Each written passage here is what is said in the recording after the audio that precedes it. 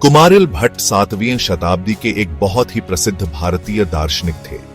उन्हें हिंदू धर्म के एक कट्टर रक्षक और वैदिक विचारों को पुनर्जीवित करने वाले एक महत्वपूर्ण व्यक्ति के रूप में जाना जाता है। उनका समय भारत में बहुत ही बौद्धिक हलचल का समय था। बौद्ध धर्म, जो त्याग और आत्मा की अनित्यता पर जोर देता था, काफी आगे बढ़ गया था। कुमारिल भट्ट एक प्रबल विद्वान और बौद्ध सिद्धांतों के कट्टर आलोचक के रूप में उभरे। उनका जीवन का कार्य वेदों के अधिकार को बनाए रखने और धर्म यानी धर्मपरायण जीवन की खोज में अनुष्ठानिक प्रथाओं के महत्व को पुनः स्थापित करने के लिए समर्पित था। कुमारिल भट्ट के दार्शनिक तर्क मीमांसा विचारधारा पर आधारित थे, जो वैदिक व्याख्या की एक प्राचीन प्रणाली है। वे तर्क और बहस के मास्टर थे और बौद्ध दर्शन की उनकी आलोचनाएं तीक्ष्ण और प्रभावशाली दोनों थीं। उनकी शिक्षाओं ने बौद्ध धर्म के प्रसार को रोकने और भारतीय समाज में वैदिक परंपराओं को पुनः स्थापित करने में एक महत्वपूर्ण भूमिका निभाई। उन्हें न केवल उनकी बौद्धिक प्रतिभा के लिए, बल्कि उनके विश्वास के प्रति उनकी अटूट प्रतिबद्धता और हिंदू विचारों के मार्ग पर उनके गहरे प्रभाव के लिए भी याद किया जाता है। कुमारिल भट्ट के योगदानों को समझने के लिए हमें मीमांसा विचारधारा को समझना होगा। मीमांसा, जिसका अर्थ है चिंतन या अन्वेषण, वेदों, विशेष रूप से ब्राह्मणों और संहिताओं के विश्लेषण पर केंद्रित है, ताकि उनका सही अर्थ और अनुष्ठानिक अभ्यास के लिए व्यावहारिक निहितार्थ निकाला जा सके। भारतीय दर्शन के अन्य विद्यालयों के विपरीत, जो अक्सर वास्तविकता और आत्मा की प्रकृति के बारे में दार्शनिक प्रश्नों में जाते हैं, मीमांसा मुख्य रूप से धर्म से संबंधित है। धर्मपरायण जीवन के सिद्धांत, जैसा कि वैदिक आदेशों के माध्यम से बताया गया है। कुमारिल भट्ट जैसे मीमांसा विद्वानों का मानना था कि वेद शाश्वत और आत्म सत्यापनकारी हैं। उनमें मानव क्रिया का खाका और आध्यात्मिक मुक्ति का रास्ता है। मीमांसा के केंद्र में कर्म और उसके परिणामों की अवधारणा है।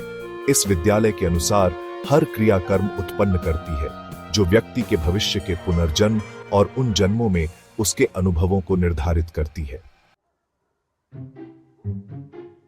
कुमारिल भट्ट ने वैदिक अनुष्ठानों के महत्व के लिए उत्साहपूर्वक तर्क दिया। उन्होंने इन्हें केवल प्रतीकात्मक क्रियाओं के रूप में नहीं, बल्कि शक्तिशाली कर्मों के रूप में देखा, जो सही भावना और समझ के साथ किए जाने पर सकारात्मक कर्म उत्पन्न कर सकते हैं, मन को शुद्ध कर सकते हैं और आध्यात्मिक उन्नति की ओर ले जा सकते हैं। उन्होंने अनुष्ठान प्रक्रियाओं की जटिलताओं और मनुष्यों को दिव्य से जोड़ने में उनकी प्रभावशीलता को प्रकट करने के लिए वैदिक मंत्रों का सूक्ष्म विश्लेषण किया, उनके अर्थ की परतों को उजागर किया। उन्होंने इन अनुष्ठानों में मंत्रों के रूप में ध्वनि और अर्पण के माध्यम के रूप में अग्नि के महत्व पर जोर दिया।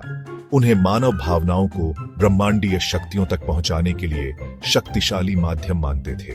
उनके कार्य ने वैदिक अनुष्ठानों के निरंतर अभ्यास के लिए एक मजबूत दार्शनिक ढांचा प्रदान किया, जिससे बदलते विश्व में उनका अस्तित्व और प्रासंगिकता सुनिश्चित हुई। कुमारिल भट्ट का युग हिंदू धर्म और बौद्ध धर्म के बीच जीवंत बहसों द्वारा चिह्नित किया गया था। बौद्धों ने वेदों के अधिकार और अनुष्ठानों की प्रभावशीलता पर सवाल उठाया। इसके बजाय ध्यान, नैतिक आचरण और मुक्ति के मार्ग के रूप में निर्वाण या दुख की समाप्ति की वकालत की। कुमारिल भट्ट बौद्ध सिद्धांतों के कट्टर आलोचक के रूप में उभरे। उन्होंने बौद्ध विद्वानों के साथ जोरदार बहसों में भाग लिया। वास्तविकता की प्रकृति, आत्म और मुक्ति के मार्ग पर उनके विचारों को चुनौती दी। उन्होंने तर्क किया कि अनात्मन या आत्मा रहितता की बौद्ध अवधारणा आत्म और इच्छा के सहज मानवीय अनुभव का खंडन करती है। खंड 5, भाषा और अनुष्ठान की शक्ति। कुमारिल भट्ट के सबसे महत्वपूर्ण योगदानों में से एक बौद्ध आलोचनाओं के विरुद्ध वेदों का उनका बचाव था। बौद्धों ने तर्क किया कि वेद केवल मानव रचनाएं थीं और इसलिए गलत हो सकती हैं। कुमारिल भट्ट ने वैदिक भाषा की अद्वितीय प्रकृति का दावा करके इसका मुकाबला किया।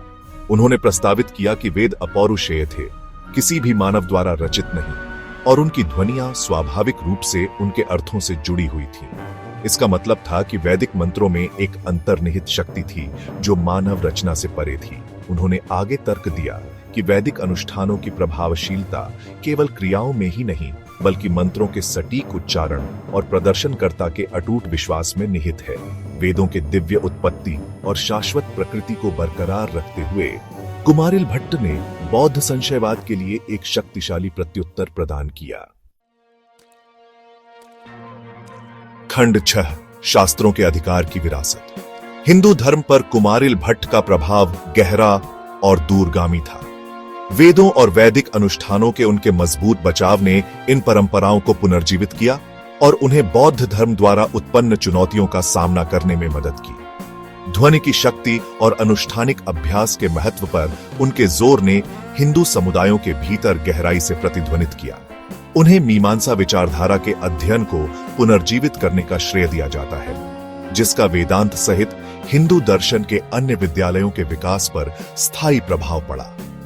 वैदिक ग्रंथों के उनके सूक्ष्म विश्लेषण और उनके व्यावहारिक अनुप्रयोग पर उनके जोर का आज भी हिंदू अनुष्ठानिक प्रथाओं पर प्रभाव है। अध्याय 7 एक युग का अंत।